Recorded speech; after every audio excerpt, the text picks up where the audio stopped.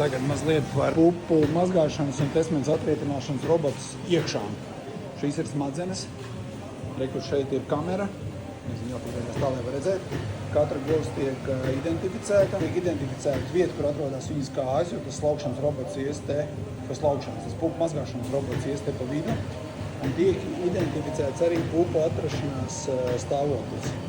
Pupu novietojums, vai tas ir pa labi, pa kreisi, augstāk, zemāk, un attiecīgi tā birste var pagriezties pa labi, pa kreisi, uz augšu, uz leju, jo viņi vienlaicīgi mazgā divus pupus, ja? Tas ir šeit. Ja gadījumā govs iespēr pa to robotu roku, tad ar šādu vērķi 2 minūšu laikā var iestatīt atpakaļ tos savas rokas uzstādījumus un novietojumu. Šeit ir šī robota iekšas, ja tā var teikt.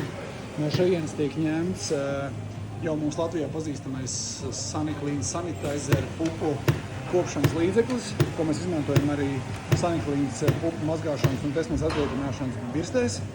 Viņš tiek ņemts no šādām mucām. Šajā saimniecībā viņi izmanto arī papildus līdzekļus ūdeņraža peroksīda bāzes, ar ko mazgā tās robotu birstītes. Par birstītēm. Birstītes jāmaina ik pēc 50,000 goviņu, kurām ir nomazgāti pupi un atrietināts testamentus, un šāds izstāstās birstas, ja? Reku jaunas pilnīgi. 2 gabals ir vienā tajā robotu rokā, to jūs jau iepriekš arī redzējāt.